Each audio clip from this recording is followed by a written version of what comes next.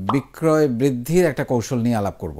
আমরা যদিও জানি যে বিক্রয় বৃদ্ধির একটা অনন্য কৌশল হচ্ছে রিপিট কাস্টমার বাড়ানো। আমরা আসলে আপনারা যদি একটা জিনিস খেয়াল করেন, আমরা আসলে যে সেল করি, মানে যারা সেল করেন তারা কি সত্যি সত্যি প্রোডাক্ট বা সার্ভিস সেল করেন? একটু যদি চিন্তা করেন, তারা কিন্তু আসলে সেল করেন হচ্ছে বিশ্বাস।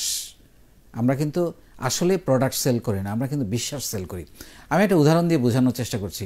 আপনি ধরেন কোনো একটা এলাকায় থাকেন, সেই এলাকায় আপনি যে কাঁচা বাজারে যখন যান, ওই মাছের ডালাটার সামনে আপনি যান, যেই মাছওয়ালাকে আপনি মনে করেন সে আপনাকে পচা মাছ দিবে না, খারাপ মাছ দিবে না, বা ওই মুরগিওয়ালার কাছে যান যে আপনাকে ভালো মুরগিটা দিবে, বা আপনি ওই মুদি দোকানে যান যে আপনাকে মাপে ঠকাবে না।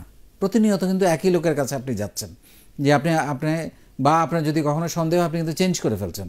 সো আপনি হয়তো একবার মাছ আনলেন, বাসায় থেকে রিপোর্ট আনলেন যে মাছটা পচা, আপনি কিন্তু আর যাবেন না তার কাছে।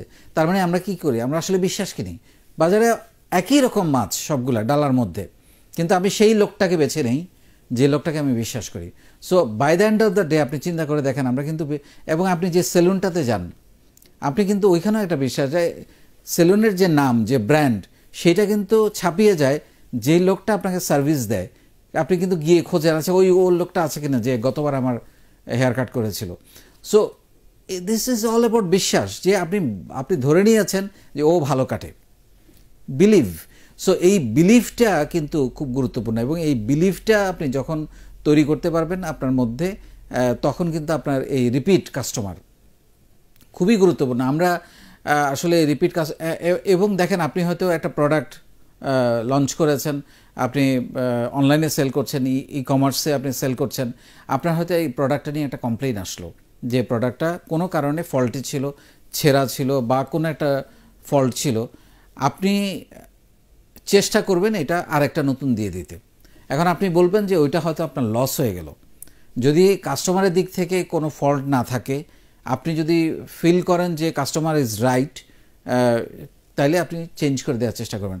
আপনি হয়তো ভাবছেন ওই প্রোডাক্টটা আপনার লস হয়ে গেল, কিন্তু আপনি এটা কল্পনা করতে পারবেন না যে ওই কাস্টমারটা গিয়ে আরও 10 জনকে বলবে এদের সার্ভিস ভালো। এরা উল্টাপাল্টা ব্যবসা করে না, একটা প্রবলেম হয়েছিল, আমি নিয়ে গিয়েছি, ফেরত দিয়ে দিয়েছে। কাস্টমার কিন্তু খুব সহজে প্রোডাক্ট রিটার্নের জন্য আসে না, আনলেস সেখানে বড় ধরনের ঝামেলা হয়। সো বা সে তার প্রোডাক্টটা সত্যি সত্যি ইউজফুল না হয়, তখন কিন্তু সে আসবে না। এটা যদি ভালো হয়, সে কিন্তু আর ফিরেও তাকাবে না, মানে আবার কষ্ট করে প্রোডাক্ট নিয়ে কমপ্লেন। আমরা হয়তো অনেক সময় কাস্টমারের কমপ্লেন শুনলে মনে করি সে বোধহয় প্রবলেমেটিক কাস্টমার, আননেসেসারি বিরক্ত করছে। আসলে কিন্তু এইভাবে ভাবা উচিত না, এগুলো একটু নেগেটিভ চিন্তাভাবনা। বিশ্বাস করতে হবে, আপনার কাস্টমারকেও বিশ্বাস করতে হবে। আপনি যদি কাস্টমারকে বিশ্বাস না করেন, কাস্টমার তাহলে আপনার ভাগ্যলক্ষ্মী হবে কিভাবে? সো এইটা মাথায় রেখে আপনি যদি কাজ করেন, এবং আপনি নানান রকম হিসাব আপনি করতে পারেন যে আমার প্রতিষ্ঠানে দিন শেষে কত সেল হলো, মাস শেষে কত লাভ হলো, কত খরচ হলো, অনেক হিসাব করেন।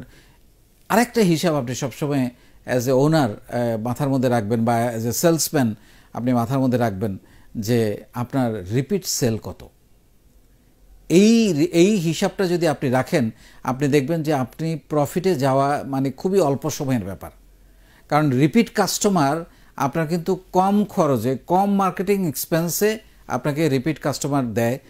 কারণ নতুন কাস্টমার অ্যাকুইজিশন কিন্তু কস্ট অনেক বেশি, এটা আপনারা সবাই জানেন। সো রিপিট কাস্টমার আনার জন্য আপনার ভালো ব্যবহার, আপনার সুন্দর কাস্টমার কেয়ার, আপনার প্রোডাক্ট কোয়ালিটি ইজ এনাফ। ওরাই মানুষকে গিয়ে বলছে যে এদের প্রোডাক্ট ভালো, এদের সার্ভিস ভালো, এদের মূল্য ঠিক আছে। এই জিনিসগুলো কিন্তু মানুষের কাছে ছড়িয়ে যায়, এবং তখন সে কিন্তু আরও 2টা কাস্টমার, 5টা কাস্টমার পাঠায়।